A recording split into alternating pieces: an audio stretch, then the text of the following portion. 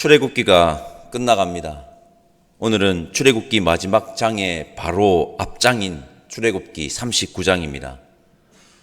우리가 긴 시간 할애하여 함께 읽은 출애굽기 39장에는 아론과 그의 아들들의 옷, 즉 대제사장과 제사장들의 옷을 여호와 하나님이 모세에게 명령하신 대로 만드는 장면과 성막의 역사가 다 마쳤음을 선언하는 구절로 이루어져 있습니다. 저는 오늘 본문 출애굽기 39장에서 세 가지를 주목해 보았습니다. 그 세 가지 중 첫 번째는 성막의 완성이 제사장의 옷을 만드는 것으로 끝이 난다는 것입니다. 하나님은 정말 섬세하면서도 친절하게 성막을 어떻게 만들 것인지 말씀해 주십니다.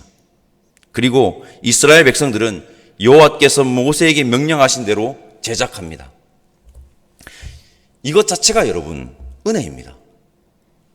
세상의 어느 신이 피조물인 인간과의 만남을 이렇게까지 준비합니까? 성막은 제사를 맡은 사람이 입을 옷을 짓는 것으로 끝을 냅니다. 끝이 납니다. 저는 제사장이 옷을 짓는 것으로 끝이 나는 것을 묵상하면서 이런 생각을 지울 수 없었습니다. 하나님의 최종 관심은 역시 사람이다. 여러분, 하나님의 최종 관심은 사람에게 있습니다.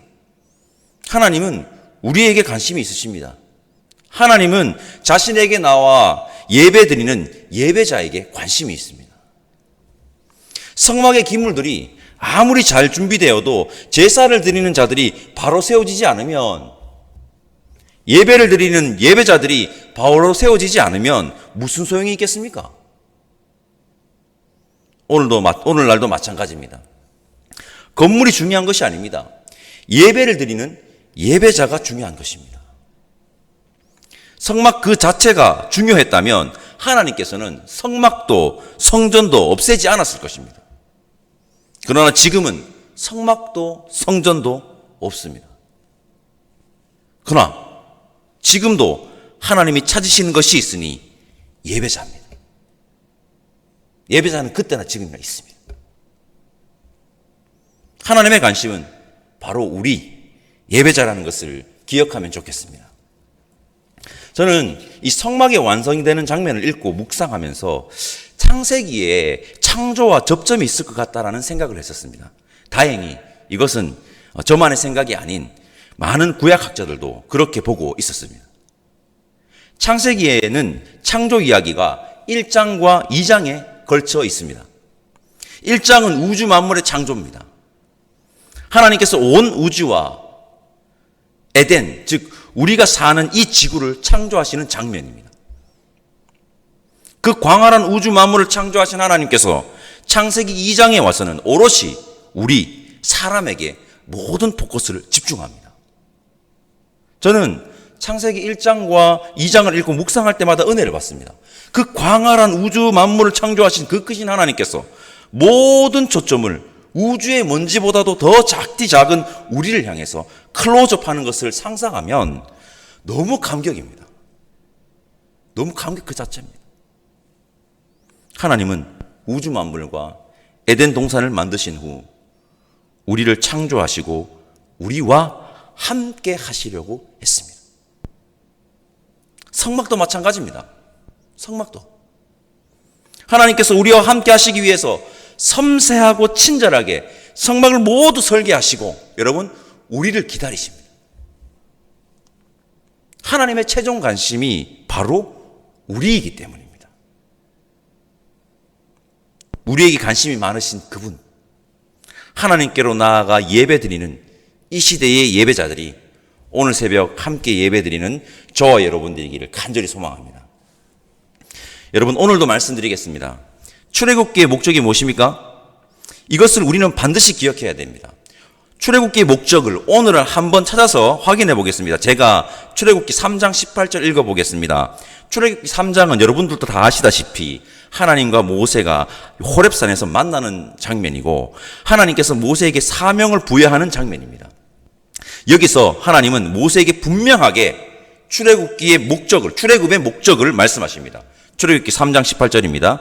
그들이 내 말을 들으리니 너는 그들의 장로들과 함께 애굽 왕에게 이르기를 히브리 사람의 하나님 여호와께서 우리에게 임하였은즉 우리가 우리 하나님 여호와께 제사를 드리려 하오니 사흘 길쯤 광야로 가도록 허락하소서 하라. 아멘. 출애굽의 목적은 무엇입니까? 제사, 즉 예배입니다. 이걸 놓치면 안 됩니다. 제사를 세우기 위함이고 예배를 세우기 위함입니다. 하나님이 우리와 제대로 만나 교제하고 싶어서라는 것입니다. 여러분, 출애굽기 39장에 제사장의 옷을 만드는 것을 끝으로 성막을 완성한 이스라엘 백성들이 중요한데요. 출애굽기가 시작하는 1장에서 무엇을 만들었는지 아십니까? 출애굽기 1장 11절 제가 읽어보겠습니다. 감독들을 그들 위에 세우고 그들에게 무거운 짐을 지워 괴롭게 하여 그들에게 바로를 위하여 국고성 비돔과 람셋을 건축하게 하니라. 두 번째로 주목한 것은 비돔과 람셋을 건축하던 이스라엘 백성들이 이제는 성막을 짓고 있고 드디어 완성하였다는 것입니다. 애굽의 권력의 위험을 내세우는 건축물을 건축하던 곳에 강제로 끌려가 노역을 감당하던 자들이었습니다. 그것을 건설하던 자들이 하나님의 놀라운 역사로 출애굽을 하고 여호와 하나님께서 명령하신 대로 지금 성막을 지었고 완성하였습니다. 이제 그들은 예배자로 하나님께로 나가면 됩니다. 여러분, 우리는 거대한 권력에 사로잡혀 사는 노예의 삶이 아닌 하나님 안에서 자유한 예배자로서의 삶을 살아가야 하는 자들임을 잊어서는 안 됩니다. 세상이라는 권력의 하수인이 되어 그저 먹고 사는 문제에만 관심을 가지고 살아가는 자들이 우리가 아니라 하나님 안에서 예배자로서 하나님과 교제하고 만나는 것을 제1의 가치로 여기고 살아가는 자들이 바로 우리들이라는 것입니다. 마태복음 6장 31절에서 33절은 우리 그리스도인들의 삶이 바로 이러한 삶임을 명확하게 말하고 있습니다. 제가 읽어보겠습니다. 그러므로 염려하여 이르기를 무엇을 먹을까, 무엇을 마실까, 무엇을 입을까 하지 마라. 이는 다 이방인들이 구하는 것이라. 너희 하늘 아버지께서 이 모든 것이 너희에게 있어야 할 줄을 아시느니라. 그런즉 너희는 먼저 그의 나라와 그의 의를 구하라. 그리하면 이 모든 것을 너희에게 더하시리라. 아멘. 여러분, 우리 모두 국고성 비돔과 람셋을 건축하지 말고 출애굽하여 하나님의 성막을 지읍시다. 그렇게 하나님 안에서 바로 선 예배자들이 되기를 간절히 소망합니다. 우리는 하나님 안에서 자유한 예배자라는 것을 명심하면 좋겠습니다. 여러분, 출애굽기 39장을 시작으로 반복해서 나오는 구절이 있습니다. 출애굽기 39장에만 10번 나오고 내일이죠. 출애굽기 40장에서도 8번이나 이 구절이 등장합니다. 그 구절은 바로 여호와께서 모세에게 명령하신 대로입니다. 마지막으로 주목한 것은 여호와께서 모세에게 명령하신 대로라는 구절이 많이 나온다는 것입니다. 반복해서. 그렇습니다. 우리는 여호와께서 명령하신 대로 행하여야 하는 자들입니다. 저는 이 말을 너무 좋아합니다. 그래서 자주 사용합니다. 방금 전에도 계속 사용했죠. 우리는 하나님 안에서 자유한 예배자라는 것입니다. 하나님 안에서 나온 자들은 이제 더 이상 세상의 노예가 아닙니다. 하나님 안에서 자유의 예배자들입니다. 믿으시죠? 그런데 우리는 여호와께서 명령하신 대로 행하여야 합니다. 이렇게 생각할 수 있을 것 같습니다. 여호와께서 명령하신 대로 행하면 자유가 아니잖아요. 아니, 자유 맞습니다. 여러분, 자유와 방종을 구분해야 합니다. 자기 멋대로 사는 것을 자유라고 하지 않습니다. 도덕책에서도 그걸 자유라고 하지 않습니다. 자유다 하고 자기 멋대로 사는 것을 자유로 하지 않고 뭐라 합니까? 방종이라고 합니다. 자유에는요, 두 가지가 반드시 함께 있어야 하는데 그것은 바로 책임과 질서입니다. 우리는 여호와께서 명령하신 대로 살아가야 하는 자들입니다. 그렇게 하면 자유가 침해받는 것이 아니라 완전한 자유, 완벽한 자유를 누리게 됩니다. 저는 이렇게 비유를 합니다. 아이들이 안전한 쿠션 펜스가 쳐져 있는 곳에서 놉니다. 그들에게는 규칙이 있습니다. 그 규칙은 쿠션이 쳐져 있는 펜스 안에 있어야 하는 것입니다. 그 안에서 그들은요, 자유롭게 마음껏 놀 수 있습니다. 여호와의 명령은 우리를 억압하는 규칙이 아니라 여러분, 우리를 안전하게 보호하는 펜스인 것입니다. 우리는 그 펜스 안에서 자유롭게 살아가는 자들입니다. 우리가 참 자유를 얻으려면 여호와께서 명령하신 대로 살면 됩니다. 그래야 안전합니다. 자유는 자기 마음대로 멋대로 사는 것이 아닙니다. 하나님이 쳐주신 안전한 펜스 안에서 참 자유를 누리는 참된 예배자가 저와 여러분들이기를 간절히 소망합니다. 그 안에 살면 하나님이 우리를 책임져 주십니다. 여러분, 이게 진짜 자유입니다. 자유하시기 바랍니다. 여러분, 우리 하나님은 아주 섬세하고 친절하신 하나님이십니다. 그분께서 누구에게 관심이 있다고요? 우리에게 관심이 있으시고 우리와 만나기를 원하십니다. 참 예배자를 찾으신다는 것입니다. 우리가 그 예배자 되기를 간절히 소망합니다. 출애굽의 목적은 예배입니다. 애굽의 국고성을 짓던 자들을 출애굽시키시고 성막을 짓는 자로 세웠다는 것을 기억해야 합니다.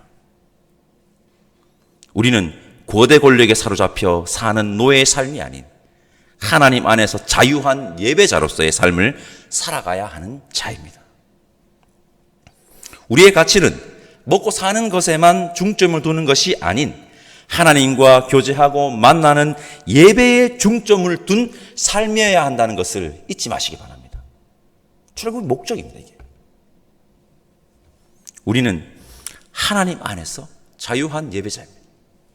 그러나 이것이 자기 마음대로 멋대로 살아도 된다는 것이 아닙니다. 자유와 방종 구분해야 합니다. 우리는 여호와께서 명령하신 대로, 즉 하나님이 쳐주신 안전한 펜스 안에서 자유롭게 살아가는 참된 자유자여야 합니다.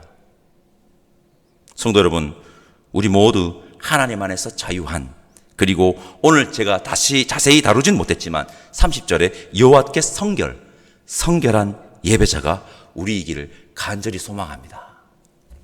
이러한 예배자들을 하나님께서 기뻐하시고 이러한 예배자들에게 하나님의 복을 허락하실 것입니다. 기도하겠습니다. 하나님, 감사합니다. 하나님이 우리에게 관심이 있다는 것을 기억하게 하옵소서.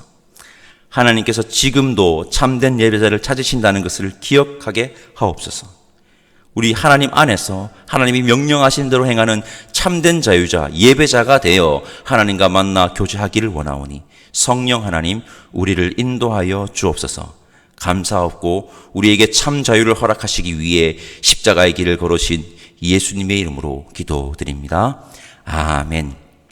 하늘에 계신 우리 아버지, 아버지의 이름을 거룩하게 하시며 아버지의 나라가 오게 하시며 아버지의 뜻이 하늘에서와 같이 땅에서도 이루어지게 하소서.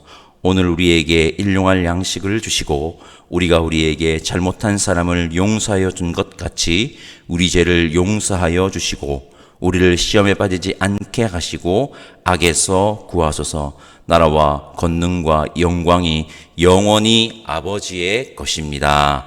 아멘.